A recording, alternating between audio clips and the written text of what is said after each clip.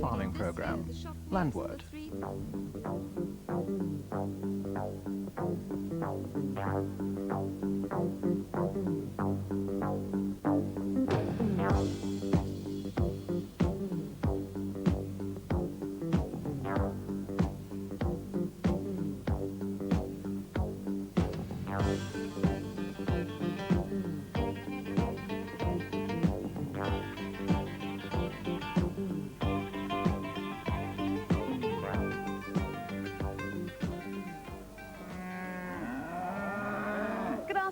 And welcome to Landward from the Royal Highland Show, the week when many Scottish farmers leave their fields, tractors and animals and come to Ingliston to compete for glory, look at new ideas, or maybe just leather and take a dram or two.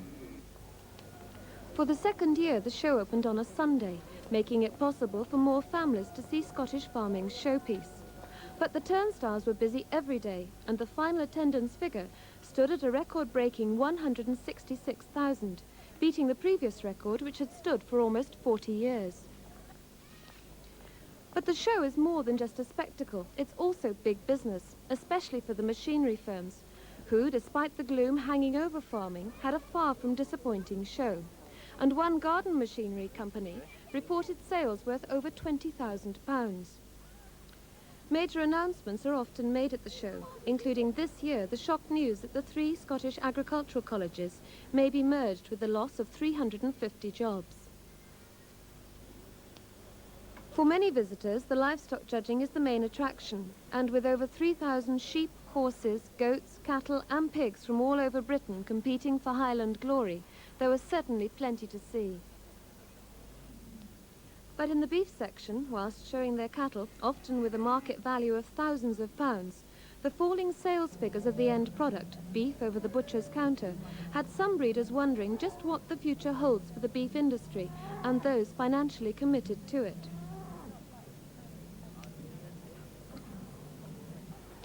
Glyn Christian, the chef from BBC Breakfast Time, is right up to date with food fads and trends.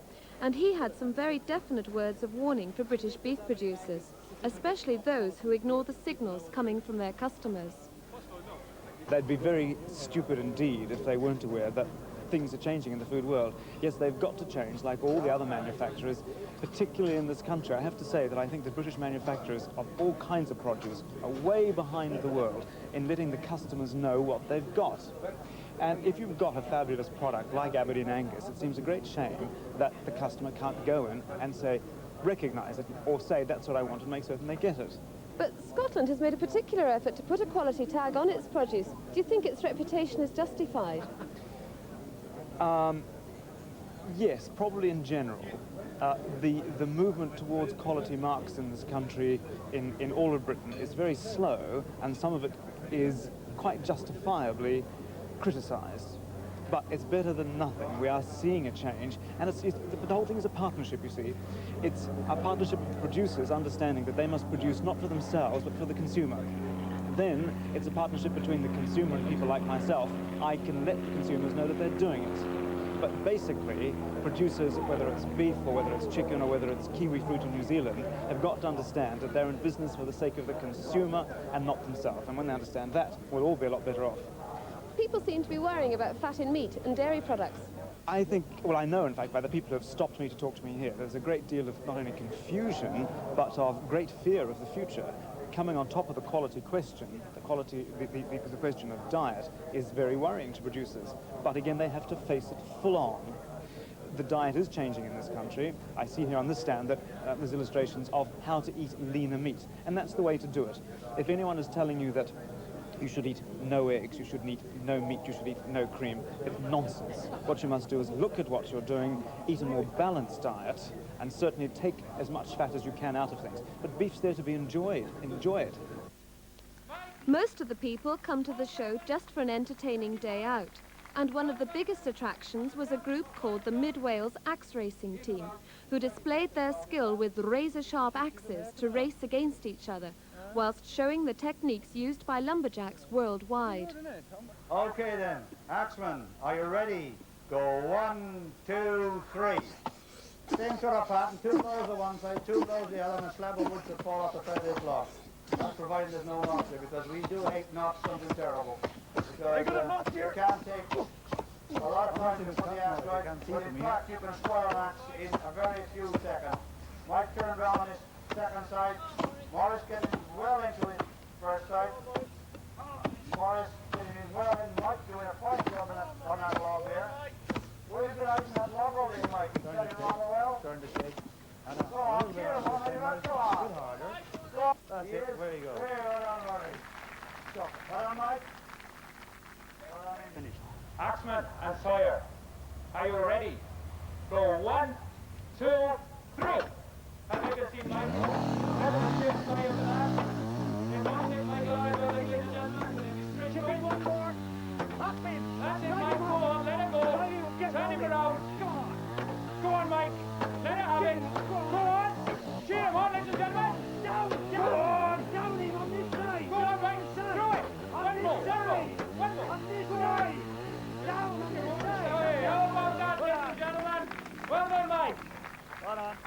1.5. The unsung heroes of the show are the stockmen, who are responsible for bringing out the thousands of animals in immaculate condition. For them, it's an early start to each day, and as the sun casts its first morning rays across Ingleston, they rise from their beds.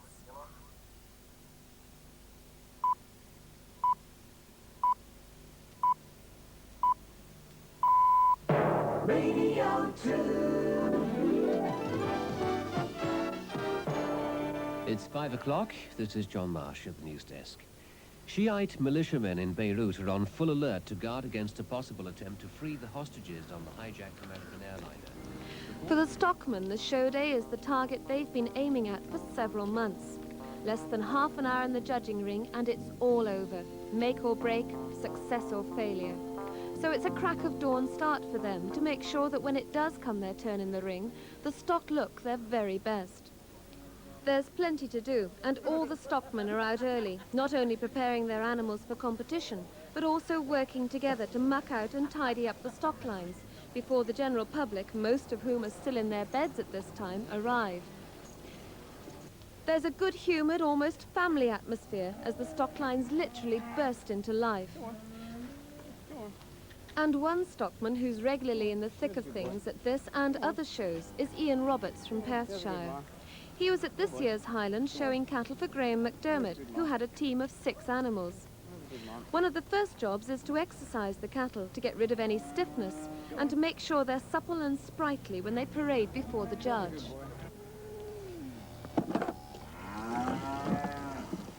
Careful feeding and watering of the cattle is vital. Few things knock a beast's looks more than loss of appetite, and too much water will swell its belly and send it straight to the bottom of the line.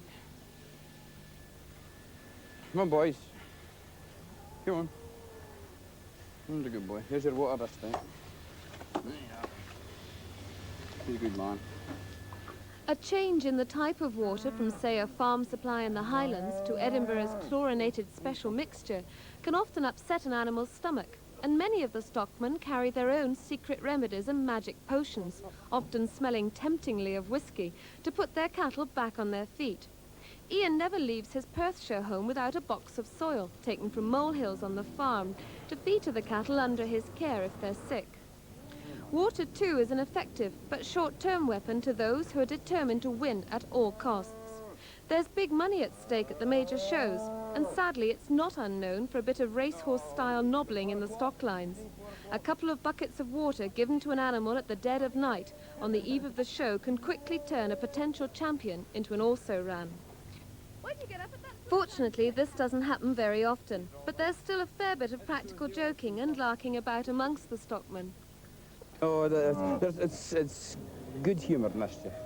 Good humour. Like shifting cattle around and... Taking cattle. remember once in Perth, the Angus dinner in Perth, there was a Simmental bull arrived at the station hotel. What, in the hotel? In the hotel, and actually did its business in the middle of the floor, you know. So the Angus chaps, to get their own back, went and shifted the bull, shifted box, beast, the whole lot, mucked out the pen, and when these two chaps come in the morning, there was, they wondered where their bull was, you know, and there was just this empty pen, sheets and everything down. What else did they say? Oh, well, eventually found it, like, it was tucked away upstairs in the loft, you know. That's some of the things they get up to. So that's just good fun. Oh, it's good Queen's humour. Yeah. The ultimate ambition of all men and women who show cattle is to lead out the champion at the Royal Smithfield Show. And Ian did this in 1982 with a steer called High Voltage. It's a fantastic film, it really was. You know, Is that the only time you'd won Smithfield? that's the first time. I've been actually down. I was down with John Lascelles when he won with Clunk Click. But that was my first time. It was my second time showing at Smithfield when I had High Voltage. The previous year I had Miss Ellie and Double Top, and I got just about there with them. But it was actually a life ambition to win Smithfield. Great film. High Voltage was sold at Smithfield for a record-breaking £14,000. So with such prizes and prices at stake, no wonder the stockmen are prepared to take so much trouble in preparing their animals. By 7:30 a.m, once the stockmen have all the cattle washed and brushed up, there's now some time to see to their own bodily needs. And it does look as if more care has been paid to the waistline of the cattle than themselves.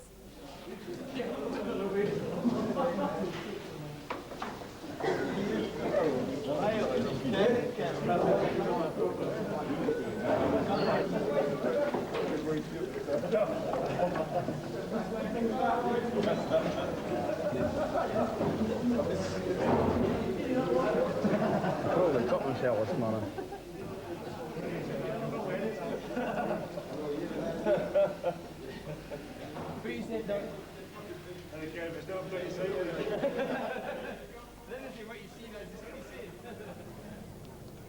The next stop is breakfast, a good solid lining to the stomach to see them through the day, served up production line style at the herdsman's restaurant, which does a roaring trade from 6:30 onwards.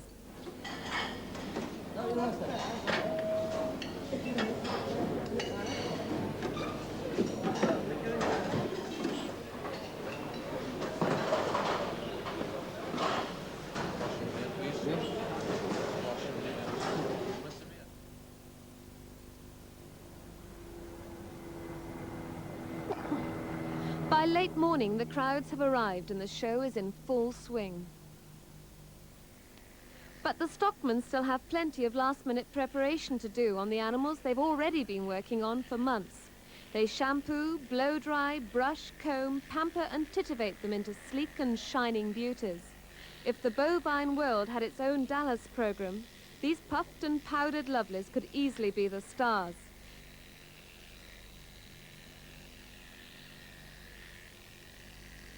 Every follicle is fluffed, flounced and fashioned until it can be fluffed, flounced and fashioned no more.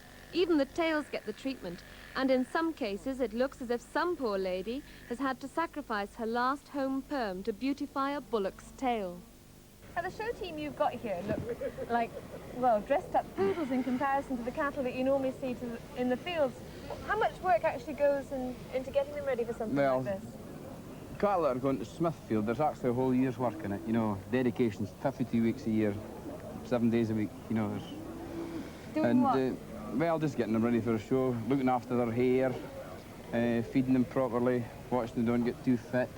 When you say don't get too fit, what do you mean? Well, too fat. There's nobody wants fat these days, and as you see the cattle on the stand, there's maybe one of them a wee bit rich, but most of them are quite, you know, they're just about right. I think so, anyway. And how do you get them so quiet? A lot of patience and you know, understanding. You know, there's no use harshing the beast, because if you do, you'll never make anything of them. You know, they spend a lot of time petting them and spoiling them. So what do you do to get their hair so nice? I mean, it looks like a lady's hairdresser. They're washed at least once a fortnight. most of them, everybody's different ideas, but these ones have been lying below fans, you know, cool air fans, you know, to keep the hair right, you know, and keep them Sounds like cool. you treat your cattle better than you treat the wife. What's that black stuff on your hand? That's, I've been doing their feet, you know, painting varnish on their feet, so, you know, the white feet actually spoils the black beast, so we put them black and polished, and it's just a little finishing touch. So it's like nail varnish? It is, it's nail varnish. Well, I don't wear nail varnish, like, but it's maybe hard to get off anyway. It sounds an awful lot of work. Why do you do it? Well, a lot of people go to football matches and other things. This is my kick, my hobby, you know. I really enjoy doing it. What do you get out of it? Financially, nothing. You know, a lot of good fun and meet a lot of good friends. With the animals looking their best, it's time for Ian to spruce himself up to complement his cattle and present a smart turnout of man and beast.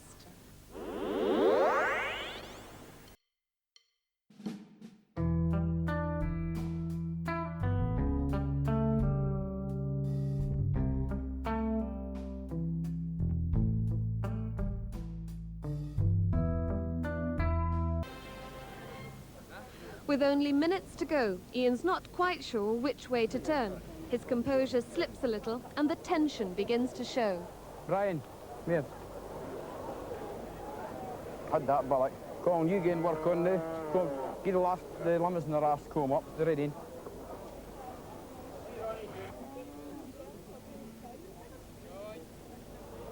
Right, John.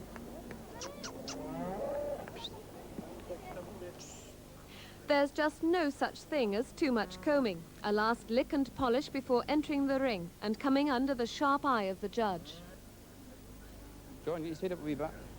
Good lad. This is it, the moment of truth. After all the preparation, Ian takes a deep breath, a firm hold on the halter, and parades around the ring. He thinks he's got a good animal, but he's still got to convince the judge. Apart from the general appearance of the animal, the judge is looking for an ideal butcher's beast with plenty of meat, especially in the expensive cuts, in the rump and over the loin, without too much fat for the modern market. His experience determines just how much flesh and fat are hidden beneath that coiffured exterior. After a good look at each animal, and collecting a fair amount of hair lacquer himself, he's made his mind up. There can only be one happy winner in each class. And Ian's won the first class, and he and his steer, called Winton Hill Lad, proudly lead off for the lap of honour. Right, what do we do right round? Just go round. Round and out? Yes, round and out. Right round? We'll never really see them. Aye. With more beasts to show, Ian heads back to the stock lines.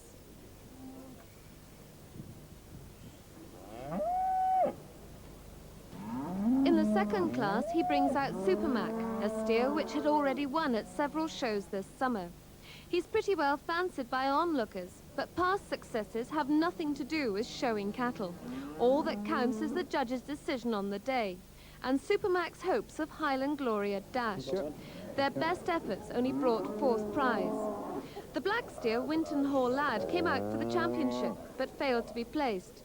So Ian's best result was the first prize won in the very first class of the day. Ian, are you sorry you didn't make it for the big one? Yes, a wee bit. How disappointed are you? Not too disappointed. I've had a good day. How close do you think you got? Well, maybe could have been third. You'll never know, will you? No. You'll never know. Do you think it's been a good show for you, though? Yeah, it's been quite successful. Quite successful. How many tickets have you got altogether? Four. First, 2 fourths, and a highly commended. And that's pretty good. 6. That's pretty good in this sort of competition. Pleased, quite pleased. So what are you going to do for the rest of the show now? Because all your showing is over. Well, we'll look after the cattle and have a few pints and a few drams, I suppose, and meet a few people. Have a bit of fun. Have a bit of fun, yeah. He tied his sister down the Brullock, and he shoved them down the Gundy. He shoved them down the Gundy. He shoved them down the Gundy and down the Brullock. And still he couldn't reach it. And still he couldn't reach it. Still he couldn't reach it and down the Brullock. But we Willie found his Johnny. We Willie found his Johnny. We Willie found his Johnny.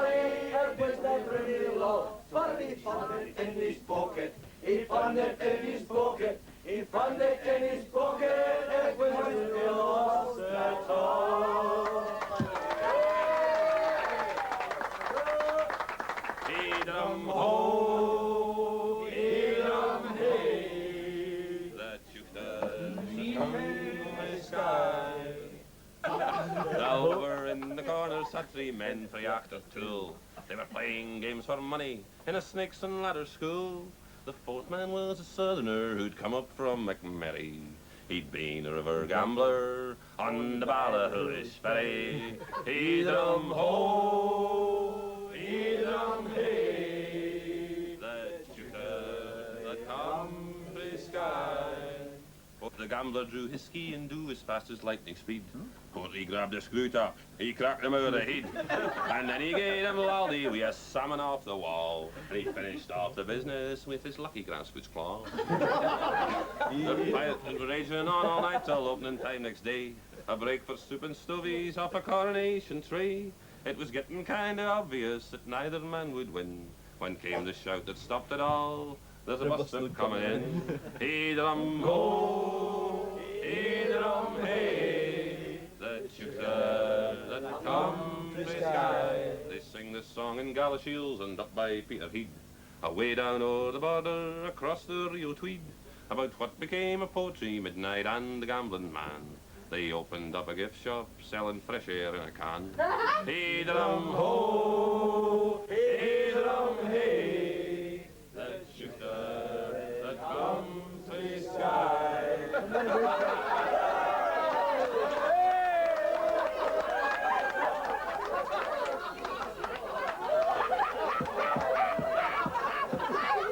What do you mean coming home here half drunk? I says, well, I ran out of money.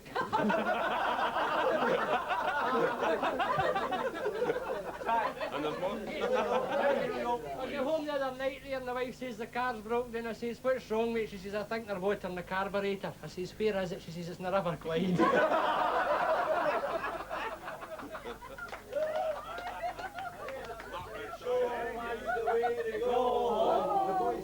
I'm tired and I want to go to bed.